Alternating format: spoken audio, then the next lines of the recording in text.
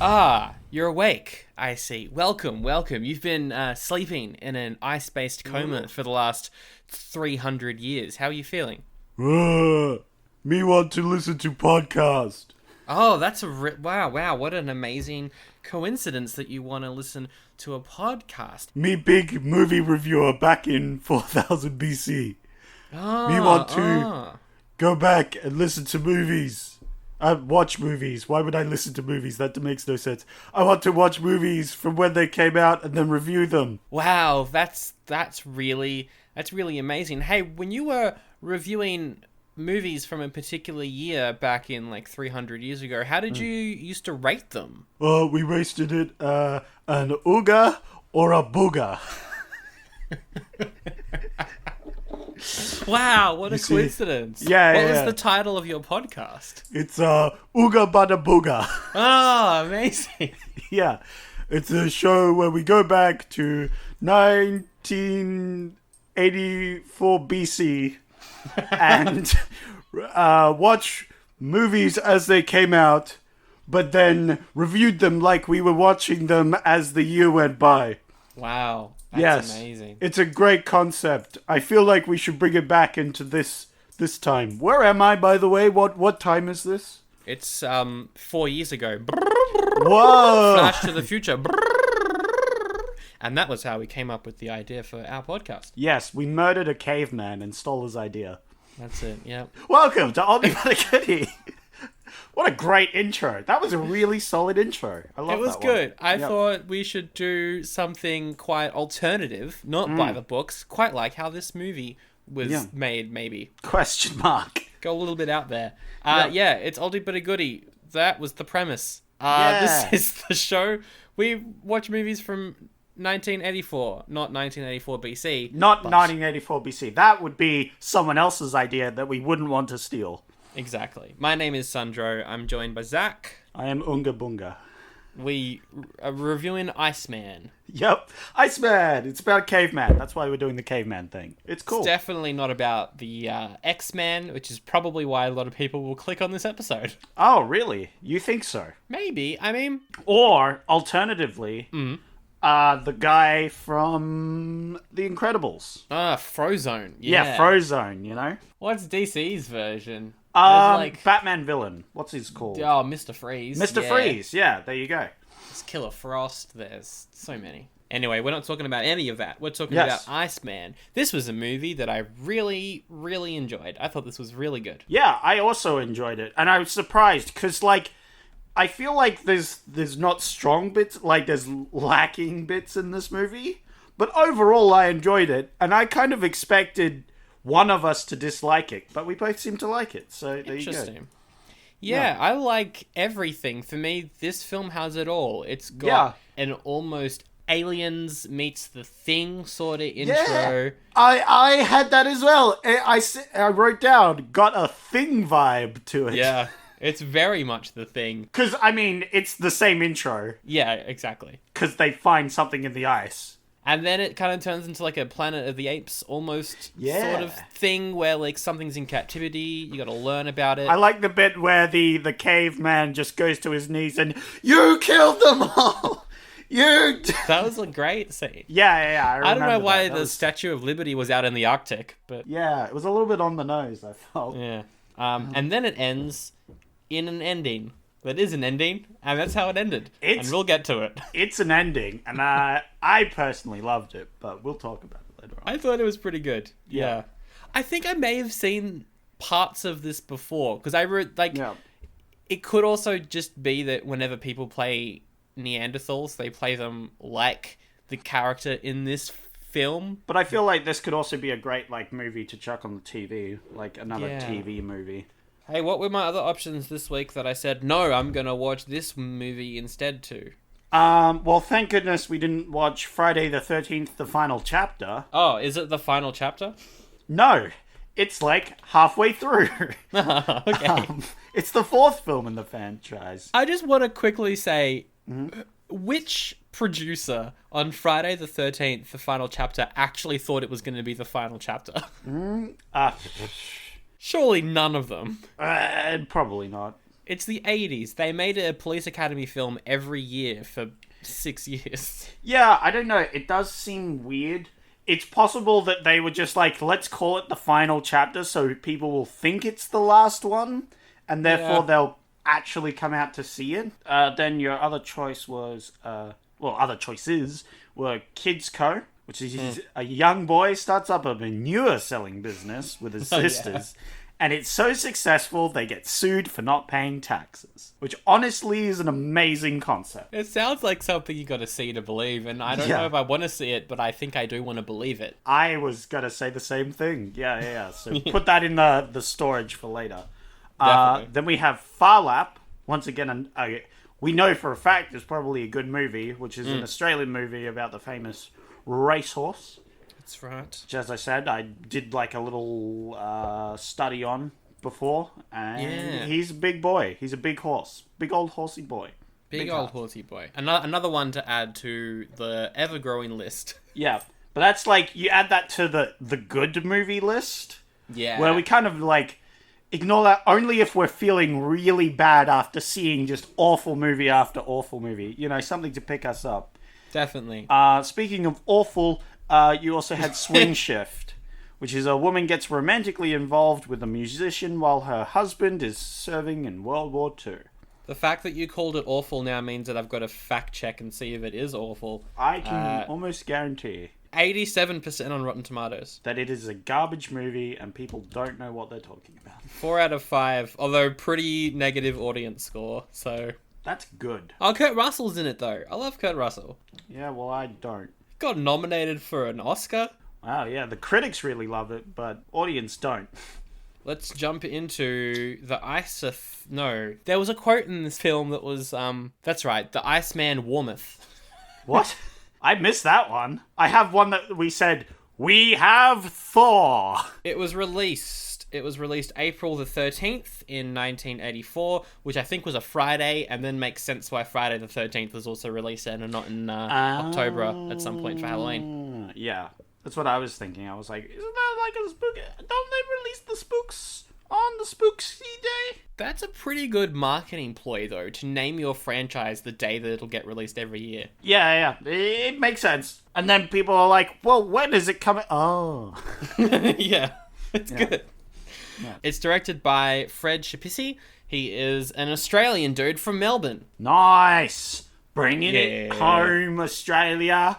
Whoa. People were like, how could you not do Far Lap, an Australian movie? We have done an Australian movie. Boom. It's got an Australian boy here from down under. He was probably alive during when the first season of Underbelly was set, in which Melbourne was just full of just dumb people shooting other people. Oh, right. Yeah, no, there's some whack Australian history. His big breakout movie was in the late 70s. It was called The Chant of Jimmy Blacksmith. It was such a success that he moved to Hollywood and made movies like this. He's also done 6 Degrees of Separation and a Steve Martin vehicle called Roxanne. So he's done some good stuff. That's cool. Yeah. No, I would expect him to make some good movies because this movie was pretty good. Yeah. The directing itself, again, quite similar to other films we have seen before, but well done. Yeah. For the cast, we've got Timothy Hutton playing Dr. Shepard. His thing is that everyone hates him. He's like the butt of jokes, you know? I guess because he's young? He's young, but he's also their, like, head, like, negotiator. Like, they're just scientists, whereas he's like a field scientist almost. Like, what they do is to do, I don't know, sciencey things where they go out and look at ice and go, this is some old ass ice. Whereas he's like going to Inuits and, you know, communicating with them. He's like a cultural expert. Yeah, exactly. And they're like archaeological experts. So they like to make fun of him, you know? He is perhaps best known as the youngest actor to ever win in a Best Actor, Best Supporting Actor category at the Academy Awards. He was 20, and he won for a film in 1980 called Ordinary People, so good on him. Wow. Yeah, good on him. Yeah, no, that's very impressive. Most recently, he played the modern-day depiction of the father character in Netflix's Haunting of Hill House, which he's really good in it as well, and he looks nothing like how he looks in this film. Well, yeah, he's got that 80s look with the hair.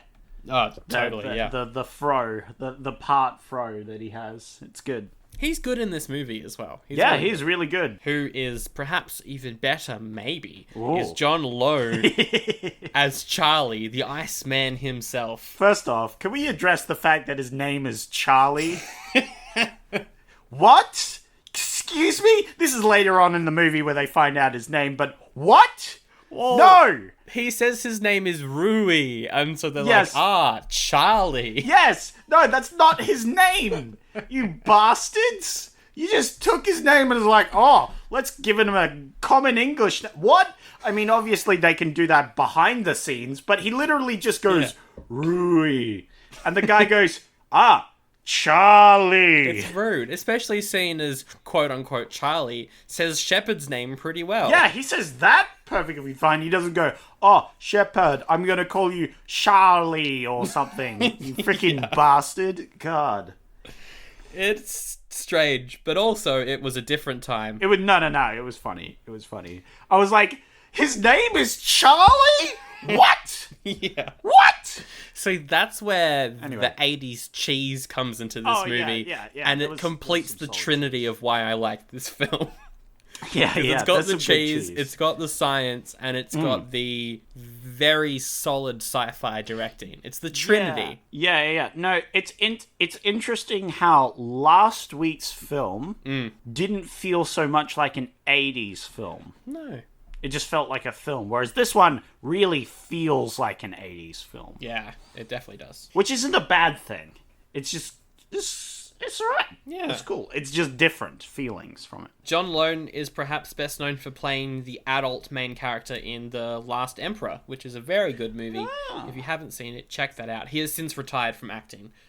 But yeah, he's good. That's a shame. And the other cast member that I was very surprised to see show up is Danny Glover. Danny Glover's in this as a scientist called Loomis. He's, of course, Roger in Lethal Weapon, in all the Lethal Weapon films. He's in Predator 2. He's in Saw. Most recently, he was in Jumanji alongside Danny DeVito in the technically third Jumanji movie. So he's a legend, and he's not in this film much at all. It's a very early role for him. Yeah, he's pretty cool. I like him. And they need him to help him open the doors at the end for some reason. Yeah, that was a weird... Yep. But yeah, anyway. This doesn't have a critic score on Rotten Tomatoes. Not enough critics wrote a review of it, but I did some research and quite a few critics were positive about this movie. It even got 4 out of 4 from Roger Ebert, which is no small task. Yeah. He said that it is quite simple, yet entertaining, and it makes you think after the film is finished. Whoa. Anyway, the audience score is 48%. So... yeah. Not super positive. It was really down the middle. And it's funny reading some of the reviews because it's a lot of people going, I remember watching this. I thought it was good. 2 out of 5. Yeah. And I'm like, what? Okay, sure. Why not? Anyway, much like there not being much information about this movie, we also have absolutely no idea how much it cost. It's going to be at least 5 to 8 million, I'd say, in that region. Maybe even more. I'm going to guess it made like 30 mil? Yeah, no. Less than that? 15 mil? Still less than that. 5 mil? Well, more than 5. 8 mil? Yeah, less than 8. Ooh, 6 mil? More than 6. Okay, we're getting really specific now. 7 mil. A little bit more than 7 mil. What do you want from me, Sandro? 7.5 mil. Oh, come on. That $500,000 is important. You could live your whole life off $500,000. No, I couldn't. Not my whole life, Sandro. Nah, that's true. Well, it depends how long that, like, if I spend half that mil on, heroin or something, Exactly. it's gonna yeah, it's a 7.3. It's not great. Although, we don't know how much it made, so it could have made heaps of money, or could have lost heaps of money. Yeah, They didn't have too many things. The one set they used a lot. There was a lot of on-location stuff, though. Yeah. Out in There was also the whole ice. Yep. Like, at the ending, the ice is collapsing. Yeah, that was impressive. That was really impressive, which kind of makes me think that it was expensive. Exactly. Yeah. Yeah, I'm going to guess they probably spent 10 mil and probably lost a bit. But hopefully they made it up on sales because, yeah, this is a good movie. I mean, I think I've seen it on TV, and if I think I've seen it on TV, I probably have seen it on TV, which means they're making quite a bit of money to get it on TV. So I hope so. Let's do Iceman. It opens with an Inuit legend about resurrection of some sort. Yeah. It's like, I should have written it down, but it's like, if I shall die, I shall live again. Through the animals and the birds and whatever, I will be reborn or something like that. The intro, as we said, is very Thing vibe. Oh, yeah. Where you've got a bunch of guys in a cave and they get this giant ice block out and they get a helicopter to pick it up, which is, by the way, very ironic if you think about it. It is. Like, knowing what we know now. Yeah. Oh, yeah, by the way, spoilers for everything. So, the helicopter carries the ice bag, and we have the intro. The intro. Great music. The soundtrack for this entire film is incredible. It's so good. Yeah. Interesting thing, green font. Yes. Which is not red font. No. We got green font this time. Green font. With a strange sort of line above the text. I thought this was a weird flex, but okay. Weird flex. I mean, it's trying to show you that this film is about something. This film is going to make you think. That's what that line is, I think. Then we see, like, a telegram or something, which is like, we've found something super important, cancel all the things, get all the important people, quick, get Shepard in. And Shepard rocks up, and immediately you know that everyone likes to make fun of him. Because they're like, hey, Shepard! Hey, Shepard! Hey, Shepard! Hey, Shepard! What's that smell? Hey, Shepard! Hey, Shepard! Wow, you stink, Shepard! We get the direct quote, hey, have you been eating walrus again? And then we just cut to a walrus looking worried.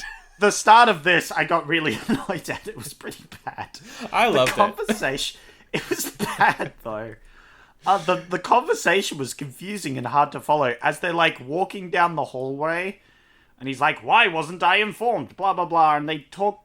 I can't remember the direct quote because it was such a confusing line. It was very unnatural. I liked it because it was so... Like, it reminded me of why 80s sci-fis like this are so good. Because it's just weird dialogue choices like this.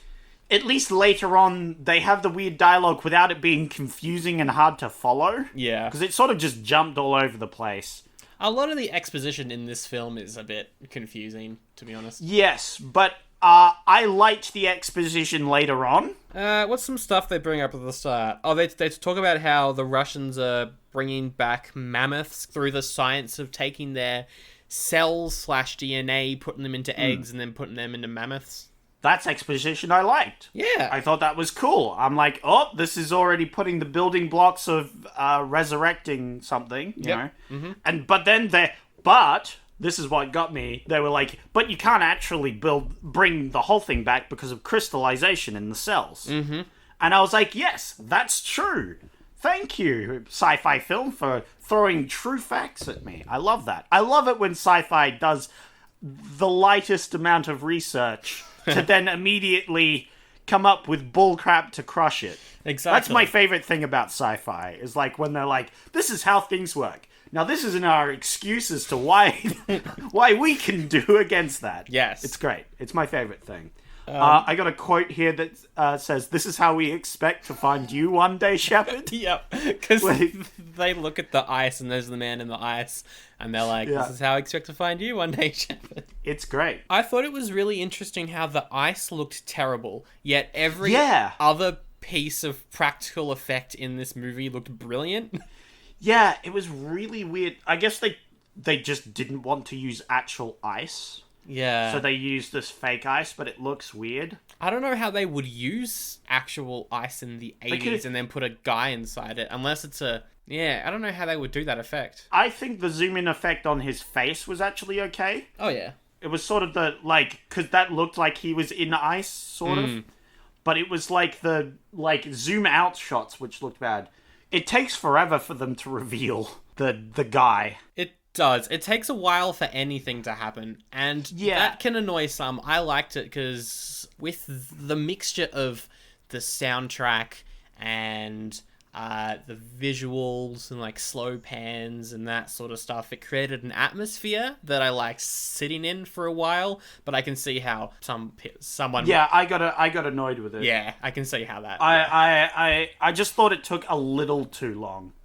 The problem I have with it, because I knew the premise, I just want to see the Iceman. At this point, I was expecting this movie to be bad, almost. Like, it was getting worse. But then it started getting better, so that's good. It does, yeah. Because they thaw out the Iceman. Shepard's like, this looks like a 30-year-old, roughly. Could be a hunter, judging by the muscles, how strong this guy looks, and he's definitely a Neanderthal, so... Yeah. And then they have a long talk about what they're going to do. They're apparently going to cut him up and then send him to different places, which didn't make much sense to me. Like, I mean, brain scientists would work on the brain. Yeah, but, like, surely you want to keep the pieces together to build the guy, but yeah... If you want a museum exhibit, you'd have to stick them all together again, you know? Yeah, that was an interesting aspect of this movie in that none of the scientists wanted the media, wanted the museum aspects. They were purely focused on the science of it, which was like, that's definitely not what would happen now. Yeah, because he's really well preserved, and this is before they know that he can be revived or whatever, but he's just really well preserved. So trying to keep that intact should have been an important thing, but they don't touch on that, which is whatever. Shepard disagrees with them wanting to do this. He wants to find out where he came from so that they can go to where he came from and find heaps more artifacts, potentially more frozen people. I mean, yeah, makes sense. Leads into the sequel. I've actually thought about a sequel. Interesting. For this movie beforehand, for once. I have as well, and it seems like you went for the sensible one, and I very much did not. Excellent. That sounds good. That's good. Yeah. Anyway. They thaw him out, which was good. Yeah. That's where we get the quote, the Iceman warmeth. I love the thawing scene where it's just like, yeah, let's chuck him in this tube. Let's heat this bad boy up. I'm sure this won't damage the thing or whatever. Let's just chuck him in an oven, cook this bad boy. And I love just the water pouring into the gates below. That was cool. That was good. I liked how, when his muscles, quote unquote, relax, it's so obvious that he's not, frozen. It's just a person that just drops their arms. It's great. It's great because it's really hard to hold your arms up for long periods. Yeah. If you've ever tried to do it, you'll find that it gets harder and harder over time. So that actor was struggling to keep their arms up that long? So they just had a scene where he thaws so much that his arms flop down. Yeah. So that the actor could rest his arms. It's great. And before the arms sort of flop down, I loved the scene where he's still partly frozen with his arms in the air, and it just looks kind of gross. Oh, it does. They cut into one of his legs or something, and I wrote down, ew, yucko, scalpel on frozen skin, actually. Yeah, but then it doesn't give blood, which was a good effect. That they didn't add blood for some reason, because of course he wouldn't bleed, because he's partly frozen. Yeah. So that was smart. Good job. Good. But yes, very, very gross. Okay, are you ready for some hot facts? Some science exposition? Ooh, yes. Oh, and I love this exposition. It was... okay. So, his cells are not crystallizing. Something is preventing his cells from crystallizing, and they find out that it's the same reason why that mammoth that the Russians found, the same reason that mammoth cells weren't crystallizing, in that they all ate the same sort of flour. They all ate buttercups. Yes, which has a certain, chemical that permeates the cells and prevents them from crystallizing, which is what happens with, frogs and alligators and other things when they do similar things. Although they enter catatonic states. Yeah. Which is maybe what happened to this guy. Somehow he unlocked that ability. He's got brain activity. Uh-oh, what's going on here? He starts getting brain activity now that he's thawed, and they have to, try and keep him alive. They get some defibrillators and start, adding replacement blood. Which is a little dangerous considering that modern blood and old blood almost definitely aren't the same. They probably don't mix. One, do they know his blood type? They had his blood type in the station just ready to go to inject?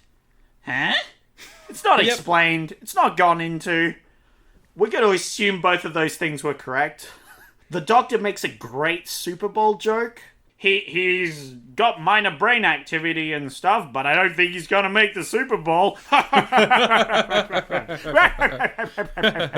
There's another quote as well where one of the doctors is like, looking right here, his readouts are quite primitive. Just like you, Shepard. Funny. Some fun scientific banter. It was dumb. I hated it. But also loved it. Yeah. Then the guy sort of starts waking up and we see from his perspective the sort of blurry vision of these people. And he starts freaking out, and we see them go, oh my god, he's awake, he's conscious, whoa. And then he starts freaking out. But Shepard's like, he's freaking out because he can't see real people. Yeah. And so he takes off his mask and safety stuff to sort of show his face, and the guy's like, yes, humans, perfect. All of the scientists are talking about what they're going to do with him and this discovery, and someone's like, well, what if we just freeze everyone that's got cancer, wait until there's a cure, then unfreeze them? And Shepard's like, yeah, but overpopulation is a thing, and that's a bit dangerous, isn't it? They bring up interesting points, which is still relevant today. But it was also, he talked about you can't keep him frozen forever. He's, a person. We need to study him, find out. At no point in this film do they bring up his rights. No. I still feel like if this movie was made today, one scientist would have gone, he has rights, or something, Probably. So Shepard is like, well, how about you give me 2 weeks to study him. We'll put him in an enclosure that sort of simulates what it's like to be outside a little bit. Yeah, but they don't tell us that. They just, he says, I want to study him and stuff, and it just sort of cuts to this. It's a slow reveal. Yes. It's a good reveal as well. When you realize that it's all inside, your heart drops a little bit. You're like, oh no. Because he gets drugged, and then he wakes up, and he's in a luscious garden with beautiful plants around him.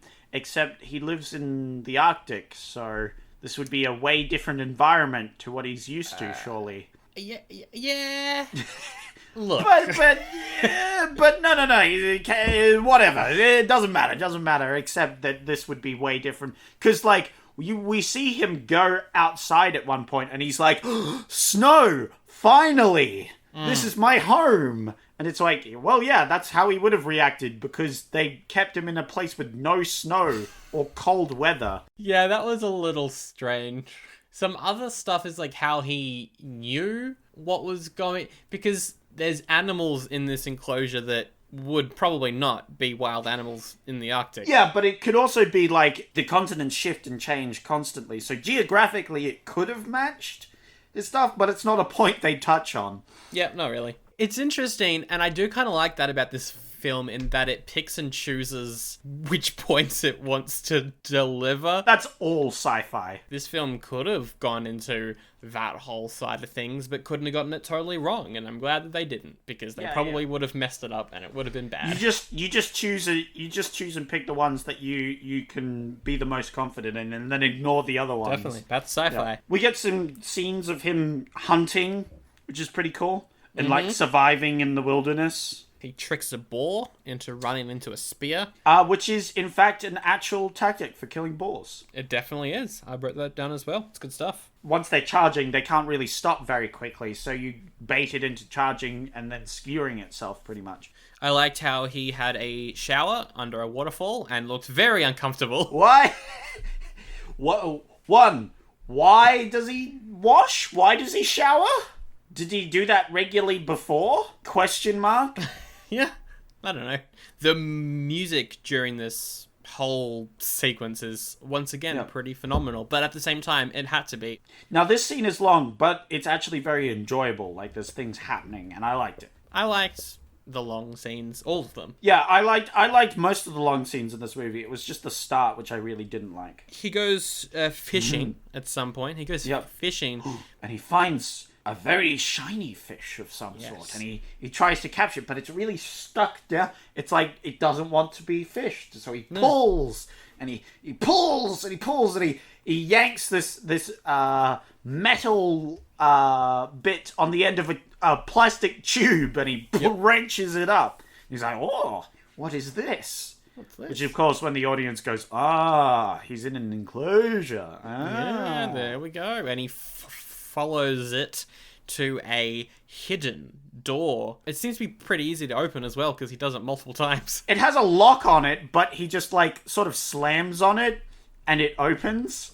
And then the rest of the people behind the door are like, quick, close the metal gate. He freaks out. That's when we see that it is just a giant enclosure in the middle of a giant room. Danny Glover has to trank him. And at first I thought, because the Iceman's reaction to the tranquilizer is he almost has a fit. He starts shaking and stuff, and I thought, are they going to do something with that? They don't. Yeah, it was like, wait a minute, does he have a bad reaction to that? Maybe it was just an acting choice and nothing to do with the story. I think it was just an acting choice, but it looked good. So they take him to the operating room, they do some experiments, and then they set him loose, and then Shepard's like, I wanna go see him. I wanna get me some of that caveman. Yeah, I wanna shake hands with a Neanderthal. I mean, yeah, if you were a cultural expert, you would too. You'd be like, yeah.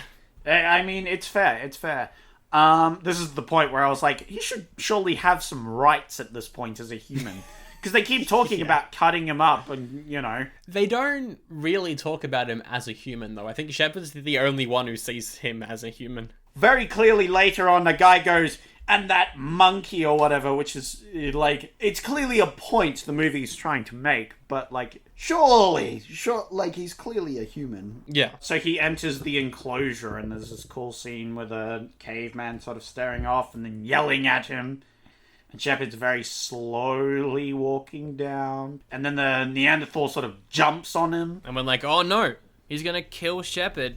But then the Iceman laughs, and it was all a big prank. Oh, it was great. This is a great scene where, he jumps on him and then picks up a rock, looking like he's going to crush the head. Yeah. And then he, slams it down, but he slams it next to the head, and then he goes, huh. Neanderthal joke. What a mad prankster. Mad prankster, this guy. He was making prankster videos. Yeah. For YouTube back in 4000 BC or whatever, It's incredible. He then pats down Shepard. He pats every single part of him. He hits him in the nuts. Oh yeah, he whacks the nuts, which is funny. And then they get to talking, and the Neanderthal is like, Roo, as he hits his chest. It's like, that's my name. And so Shepard's like, Charlie. Charlie, got it. Roo. Which we were both like, what the fuck? It doesn't work. I was saying that as well. Your name's Charlie. Your name's Charlie. My name is Shepard, and Charlie says Shepard really well. Again, disrespectful. Call him Aru. Aru is very respectful of his name, and we're not respectful of his. And frankly, I'm ashamed of us, Shepard. Absolutely ashamed. You smelly bastard. Ugh. And then they have a light conversation. A light conversation. This scene goes on for 10 minutes of them just saying words. And I liked it. I thought it was good. Yeah, I thought it was good. I was enthralled. I love the sort of like caveman interaction where they try and, communicate and stuff. They get in a linguist as well to help out, and she's great. She's really good. She analyzes the sound patterns of words and that sort of stuff to match it up with our stuff. It's very similar to Arrival, if you've seen that sci-fi from probably like 4 or 5 years ago now. They have more of these interactions where they're trying to learn his language. At one point, Aru, he offers some meat and, makes Shepard eat some of this, meat that he's cooked up. Yeah. Which is great. I love that. Oh, we have a musical break as well. Oh, yes. Oh, the singing. It's so good. Where they're just sort of hanging out together, and then Shepard, absentmindedly starts, playing a beat. And then the caveman's like, oh, what's this? You're making a bit of a funky beat there. And then Shepard's like, oh, yeah. And then he starts, doing a light bit of singing to see how it goes. And then the caveman's like, oh, yeah, I'm getting into this modern music. And he goes, he starts singing. And then they start jamming out. They start having a true jam. And then, Shepard, he's unsure. And then the caveman's like, come on, keep going. Yeah. I'm digging this. It's good. So, yeah. It seems like a scene that was, for the most part, because it's a long cut and it's just one continuous shot for the most part, it just seems like the two actors were just vibing out. Hell yeah. No, it's great. Good. It's really good. All throughout this, these scientists are doing experiments on... I refuse to call him Charlie, but I feel like I have to. Just call him Aru. Because that's his name. Yeah, but it's not Charlie. You bastards. The credits even have him down as Charlie. It's not the Iceman, it's just Charlie. It's such a biased movie. They are continuously doing experiments on Aru, and he's getting a little bit fed up with it because, he can see the marks, he can see all this stuff, and he's not having none of it. It's causing his body to feel bad. He points to his heart, because they're saying his heartbeats are dropping. It's having a bad effect on his heart. Yeah, and it gets to such a point that he asks Shepard to kill him. Yeah, which was like a whoa. Thing. Yeah, and so Shepard is like, all right, I've got to cheer him up. How about we get Diane in the enclosure, introduce him to a female, see what happens. I wonder what's gonna happen. I wonder what could possibly happen. Anyway, so she is taken into the enclosure and she follows Shepard, and Shepard semi sort of introduces. It's like, oh. Yeah. He does what he did to Shepard and just pats it down. And then he tries to inspect the lower area. Yep. And Shepard's like, no, don't do that. No. That's bad. And so Aru runs off. He finds it's like a rock. No.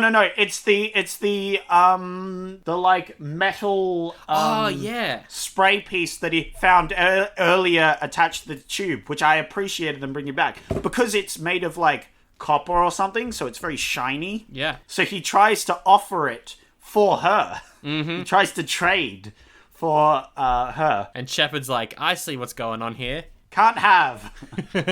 Anyway, after that, they're all just friends and they're hanging out after the scene. Yeah, which is nice. Good.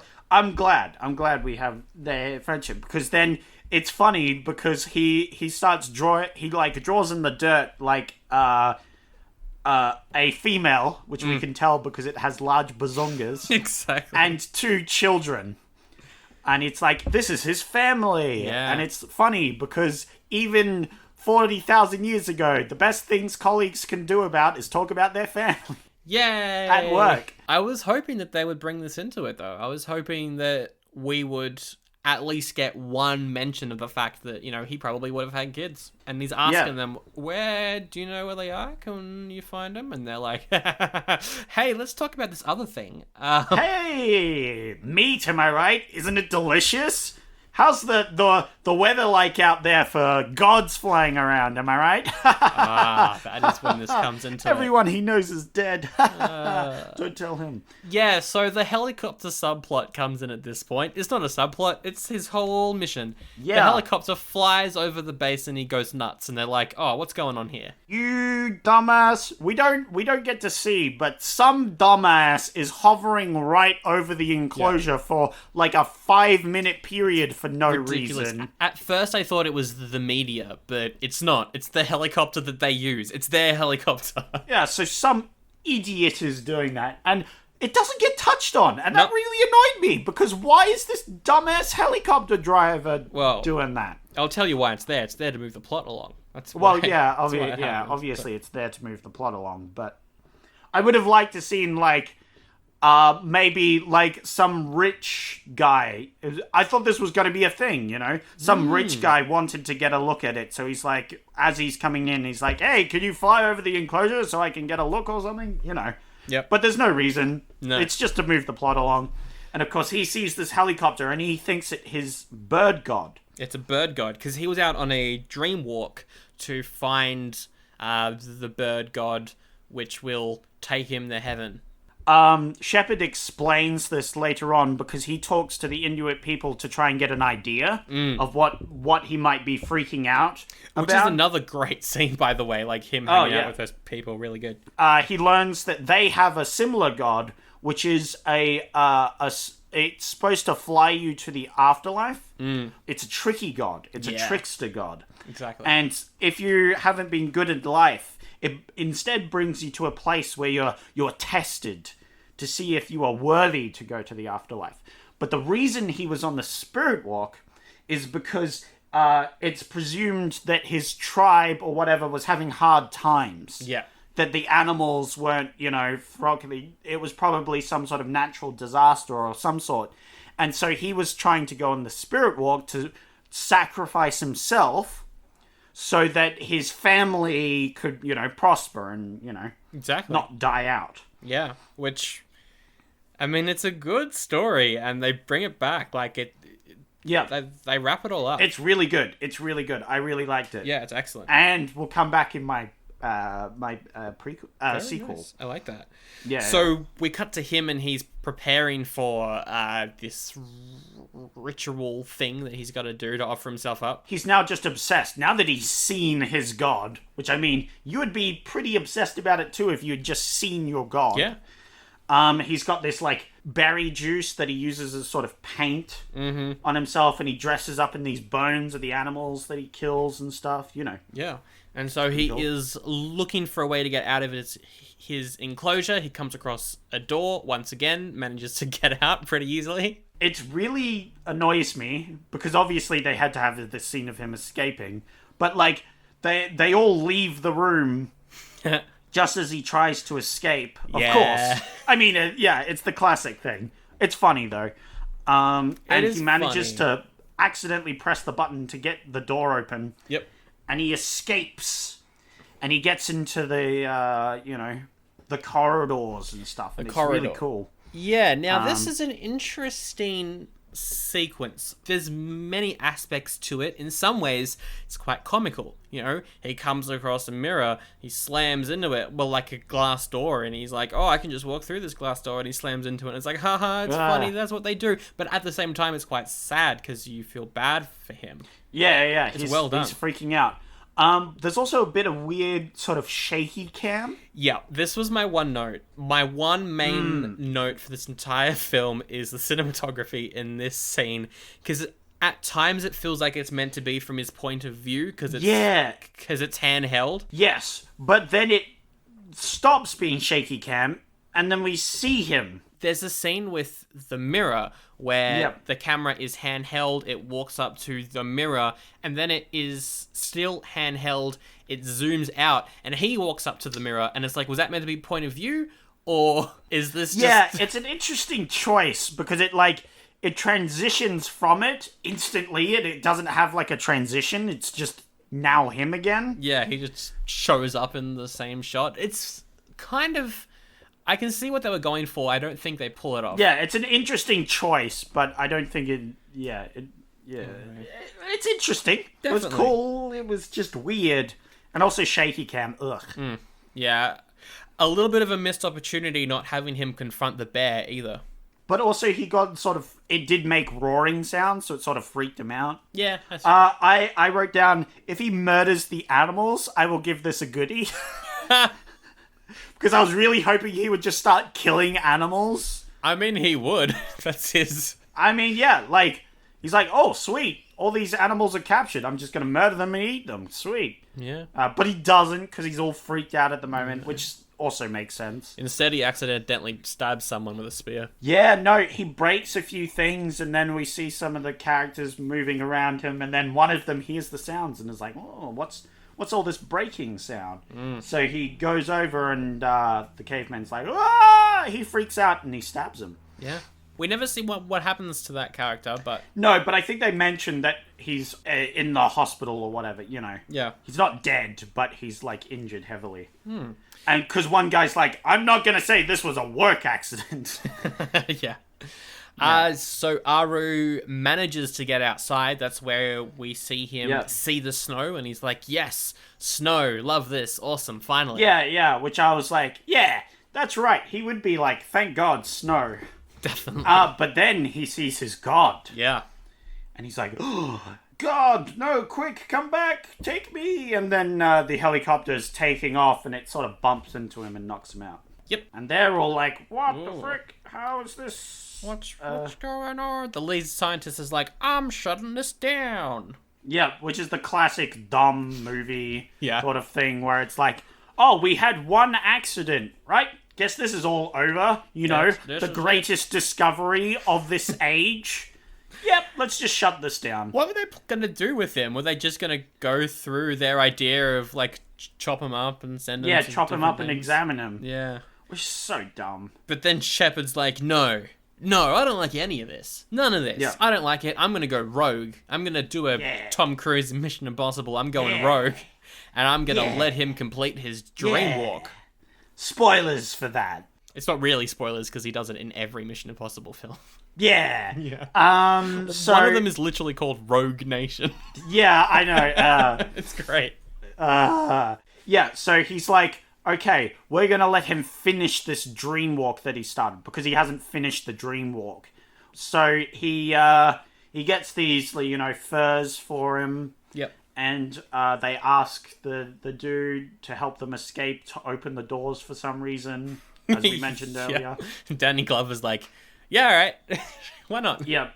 What could possibly go wrong? So they escape, and we see them walking in the snow, and we see the big smile on his face. As Aru's, you know, walking around in the snow. He's like, yes, dream walk and all that. He's good. Excited. And everyone in the base is like, oh no, this isn't good. The alarm goes off. They're going nuts. They're all out there trying to find him. Yeah, on the like snowmobiles and the helicopters out and stuff. There's some cool snow effects. It's really cool as they're walking along. The like ice is collapsing. Yeah, I don't know how they did that. Yeah, like, I don't know how they did that on an 84 budget. It was really cool. Yeah, because Aru runs out in front. Like he just keeps walking, whereas Shepard's like, "Whoa, this ice is collapsing. We got to get out of here." This is like he's being very cautious. And then the ground just opens up, and there's in front of him. It looks incredible. Yeah, it looks really amazing. They probably did something where they had like a wooden structure underneath. Maybe. That they made and then chucked loads of ice on it and made it collapse. I was thinking they could have just found a natural valley and done two shots, kind of like overlapped it, maybe. Maybe. Yeah. However they did it, it looks really cool. It's very good. Practical effects. They're good. They're very good. And so now he's cut off from Aru, and Shepard's like, no, Aru, come back. Oh, sorry, no, he's like, no, Charlie, come back, because I'm an insensitive bastard. Yep. Sorry. And so Aru is just running. He sees the helicopter, and he's like, oh, here we go. We get flashbacks to stuff that we saw 5 minutes ago. And here's the slow-mo. And the slow-mo. About time we had some good slow-mo, am I right? We haven't had slow-mo in a while. Yeah, I was really missing it, and I wondered what you thought about the slow-mo. Well, I appreciated it. Yeah, and we get some weird sort of flashbacks happen. Yep. Once again, it's Footloose, and it's stuff that we just saw. It's just flashbacks to stuff we've seen. It's cool though. It's just very dramatic. Yeah. But he grabs hold of the helicopter, like the helicopter comes to grab him. To take him back to the base, But Aru thinks it's his god Yep. coming to finally take him to the afterlife. so he grabs a hold. Yeah, he grabs onto one of the rails at the bottom of the helicopter. Yeah, and then they fly up into the sky, and he's like, yes, finally the god has taken me to the afterlife. And then the pilot tries to, or reach down to, grab him. Yep. So he doesn't fall off. But then Aru lets go. And we have a really cool scene from Aru's point of view as he looks on into the sun over the clouds. And it does look heavenly. It does. And he would have, completed his spirit walk. And then he would have hit the ground and died. And that's the end of the film. And that is the end of the film. That's how it ends. I like that it ends like that. I like that there isn't, an epilogue from Shepard's perspective, because at that point, I didn't care, really. Yeah. No, I think it was a beautiful place to end the film. It was like, yeah, he completed the spirit walk. He met his god, and Yep. it was good. And that is Iceman. It's a goodie from me. As I mentioned, it's a formula. A formula we've seen in many, many different movies. It's a mashup of, vibes from different films, Yeah. as, The Thing was mentioned. There's a little bit of aliens at the beginning. All that sort of stuff. It's good. I like it. I am going to recommend this to people 100%. I think it's probably one of my top 3 films that we've done so far, in my opinion. Wow. Yeah, it's up there. Yeah, you really love this film. So it's a goodie from me, 100%. Yeah, I was a bit critical of the start, and near the end it got a little bit long. It was just a bit long in places. Yeah. But other than that, I also really enjoyed this film, so I'm definitely going to give it a goodie. Yeah. Absolutely. That is fair enough, because a lot of this movie is atmosphere, and... Yeah. Yeah. And it at the very start, I wasn't jamming, but it was just the very start. It was only the start, where it was just it was a bit rough to begin with. It jumped in the deep end a little too quickly, I feel. Yeah, it's fair enough. But that's just my opinion. And it's also got the 80s cheese, so that's a massive plus on it as well. And the 80s cheese was mwah, Beautiful. mwah. And also, Beautiful. there's nothing really in this movie that doesn't hold up. There's nothing that made me say, it's a different time. There was no rape jokes. Anyway, it's 2 goodies for us from Iceman. Yep. Check this out, because not many people have seen it. If you want to be ahead of the curve like us, if you want to be cool hipster movie fans, If you want to be ice cool, ooh, frozen cool. let's do some sequels. Should we do the funny one or the serious one first? Or I'm not sure, because my one's this is exactly what should happen. Okay, mine is absolutely not what should happen, and I hate that I came up with it. All right, you do. Okay, so he survives his fall. Okay, yeah, but absolutely not. First off, I mean, it's possible. Well, yeah. People have survived things like that. It's very famous. A lady survived without a parachute jumping out of a plane. She broke her arms and legs and stuff, but she survived, and then had surgery and stuff, and managed to keep her arms and legs and lived on afterwards. It wasn't a fun experience, but it's possible. So Aru lands on a mountain of pure snow, and that breaks his fall. Because that is, of course, how physics works. Yep, absolutely. And so Shepard finds him and is like, you survived. Awesome. There's a bunch of crazed scientists who want to kill you. I'm going to take you home with me to the big city. So they go to LA. Why does he go to the big city? Why would he go to the Inuits or something? Oh my god. No, he takes them home with him to LA or New York. He's like, they'll expect me to take them there. Exactly. I've got to take you to somewhere where they'll never expect you. So they go to, I'm going to say New York because it's iconic. So Nah, go to Las Vegas. Las Vegas. That's the third film. He'll fit it. No. He'll fit in Las Vegas. He will. They'll just think he's high as hell. Iceman He just, goes to if anybody's like, oh, what's wrong with him? He says he's super high. And they're like, yeah. Yeah, that is the third one, because Yeah, you're right. That you have to save that for the third film. you've got to save Vegas for its own film. As everyone knows, Absolutely. Vegas always deserves its own movie. Absolutely. Sorry, yeah, you're right. So they go to New York, and it's just a fish out of water comedy where Aru has to get a job, he starts dating people, and he doesn't know the modern day customs. So, like, he goes on a date, he doesn't know what to say, literally, because she can't understand him. It's the peak of comedy. But he does get a job in an accounting. He does get an office job. Yeah, he does manage to, like, through some sort of events. Yeah. He manages to get an office job. Because, like, the manager there's, like, tired of people being so conversational and other things. And, like, they're talking with each other too much or something. There's some, like, random events.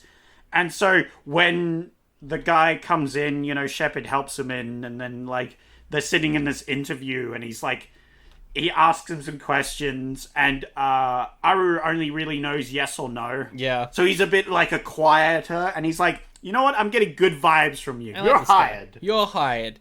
The way that because of course the scientists, they get a hold of the fact that he is living in New York and they come after him because you need that threat in there. How they find him is Iceman Aru goes on like a Tonight Show or something because he's popular in New York. People see him on the street, and the producers of the Tonight Show were like, "This guy, what a interesting person." He bumps into one of the producers on accident. Yeah, and like acts all weird about it, and he's like, "Ha, you're funny." Yep.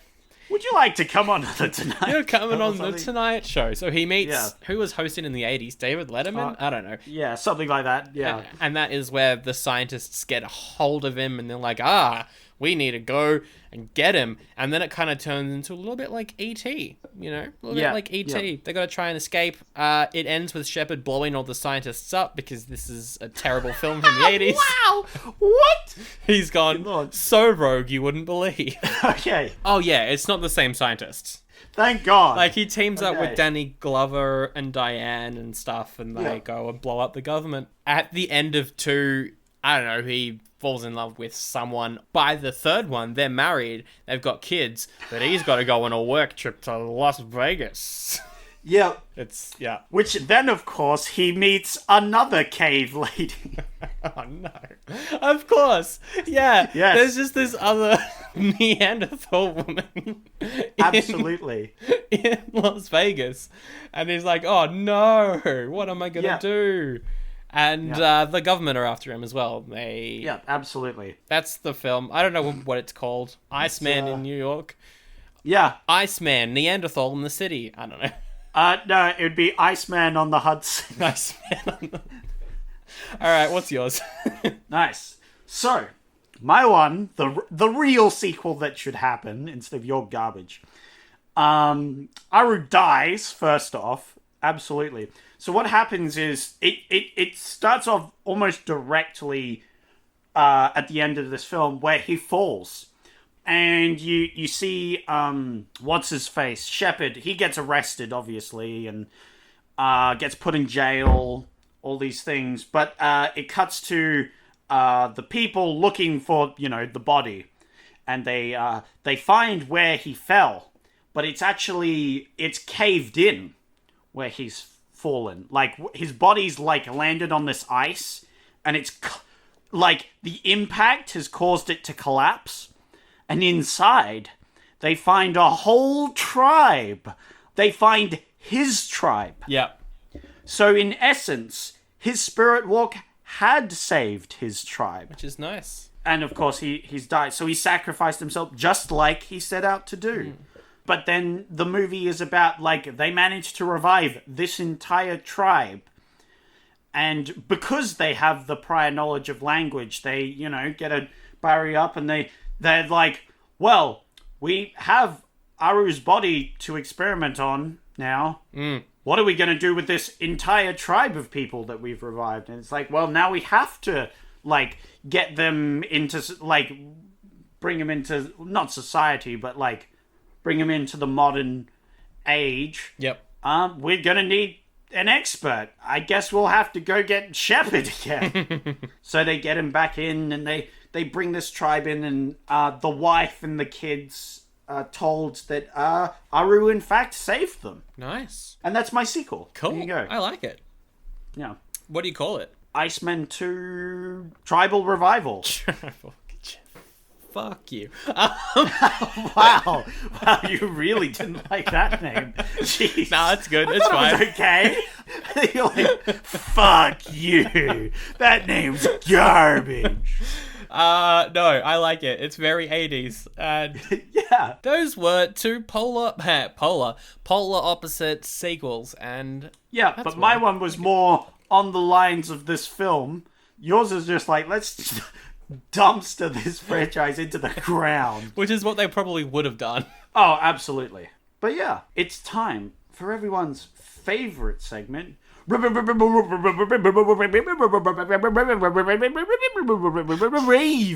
reviews. Oh, by the amount of revs in that must mean we've got some reviews this week.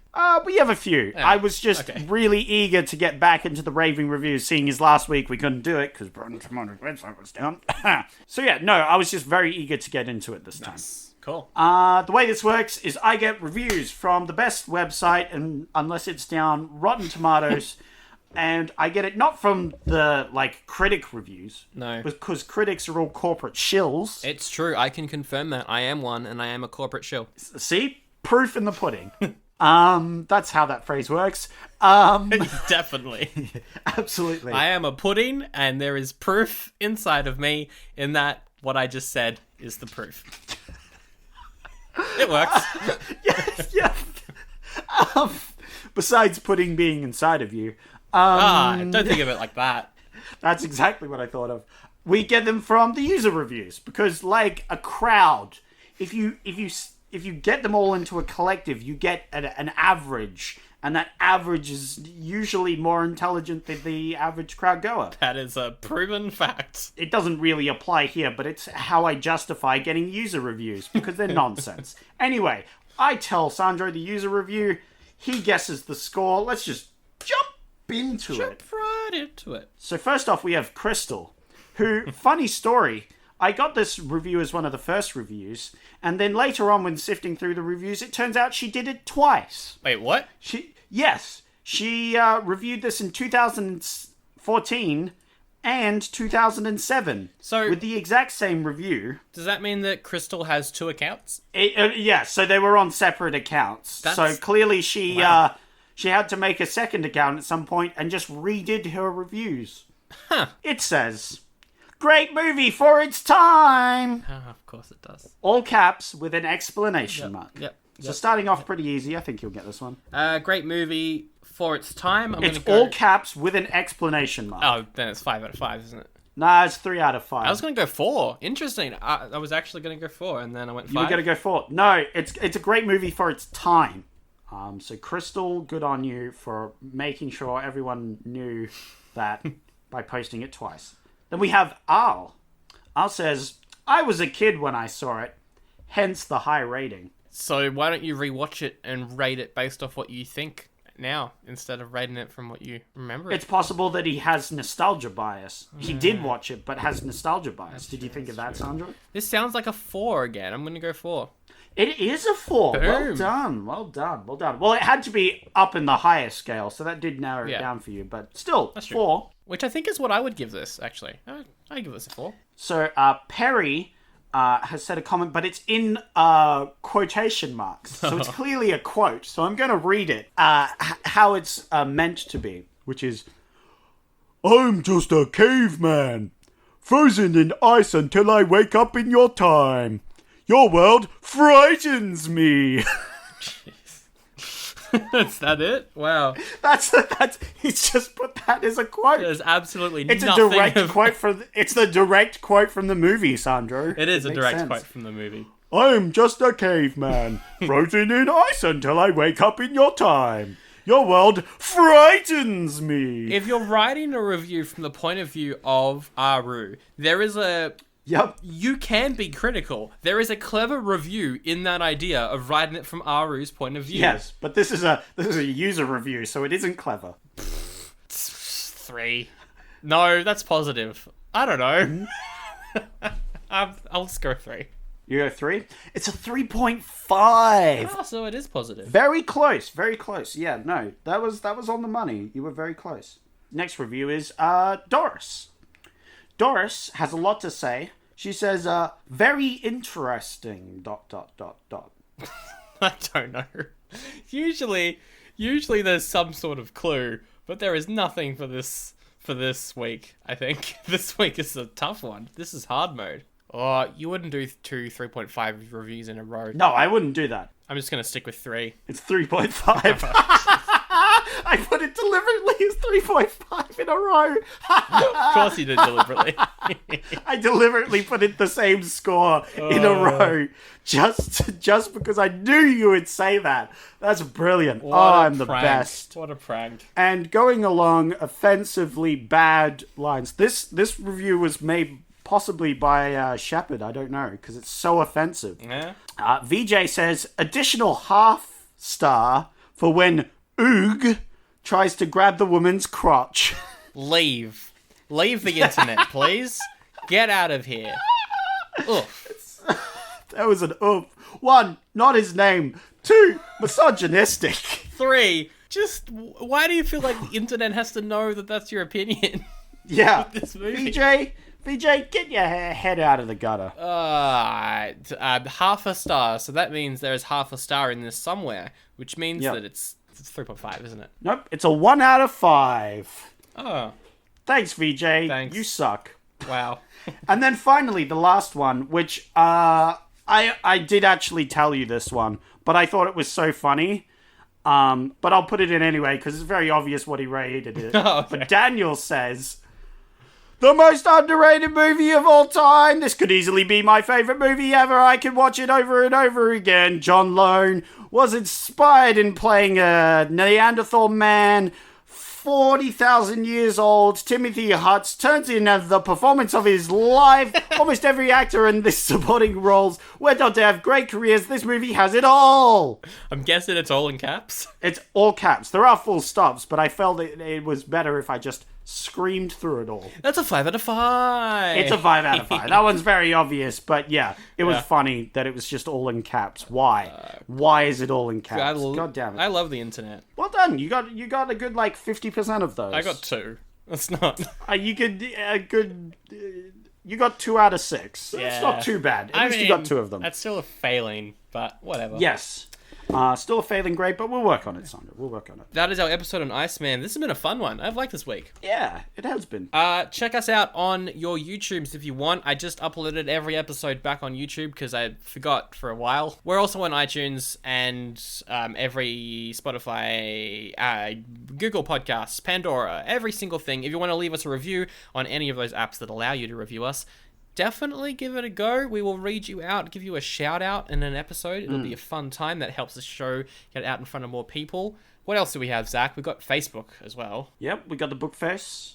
Check us out on the Bookface. We got the Instas. Yeah. Well, you got the Instas. I don't use it because I'm lame. We do have Twitter. I use mine never, but Sandro uses his. Check out Sandro's Instagram and Twitter. My Twitter is just me putting out stupid polls at like once a month. Absolutely the best Twitter I've ever seen. I love polls. The stupider the better. I'm glad you like him. It's funny to make. We've also got an email address. Shoot through your thoughts on ice to oldie.goodie podcast@gmail.com. What do you think of ice? Too cold? Too warm? Or too lukewarm. Ooh. Or too Charlie warm. Seeing if we want to give it the wrong name. Anyway. All right. You are picking next week's episode. What's choices for next week? You got one choice. Oh, okay. It's not really a choice. Nope. So that means because you've only got one choice, you can pick between the 4 alternate options for this week. Just a reminder, that was Friday the 13th, the final chapter that's not the final chapter. Kidco, the tax-based kids doing a business movie. Farlap, Australian horse with a big ol' heart, and most likely another big appendage. And also Swing Shift. Apparently it's really great. Okay. And the only film that came out next week in 1984 is this. Murder Rock. Ooh. Also known as Murder Rock, Dancing Death. What? Also known as The Demon is Loose! Exclamation point. Wow. Also known as Oh my Slash Dance. Oh, those names are very different. Okay. It is an Italian slasher movie about dancing. Oh, no. Apparently, the producers forced the director to turn it into a musical after the success of films like Footloose. Well, at this point, that doesn't sound too great. So I kind of want to do one of the previous ones. I feel a butt coming. But that also means it could make a really good podcast. Just do that one. So I'm torn. It's either Kidco, Which sounds like a movie that's terrible but amazing. or this film. So I want to pick this one just to see what a disaster it is. You want to go Murder Rock? You want to go for an Italian slasher about dancing? Yes, absolutely. Lock that bad boy in. I am so excited. I'm genuinely really excited to watch this. Excellent. Good to hear. All right, next week, Murder Rock. Let's wrap it up with our favorite quote from Iceman. Mine has got to be, "Oh, his readouts, they're quite primitive. Just like you, Shepard. Oh, I got you burned." Well, mine is also an insult against Shepard. This is how we expect to find you one day, as he points to the frozen caveman. Or, alternatively, we have Thor. We have Thor. We have Thor, not the Norse god. The thawing of the ice. We have Thor. The ice is thawing. There is water coming from the ice, much like what would happen if the god Thor showed up and was like, have some rain, but not that, because we're not talking about Thor the god.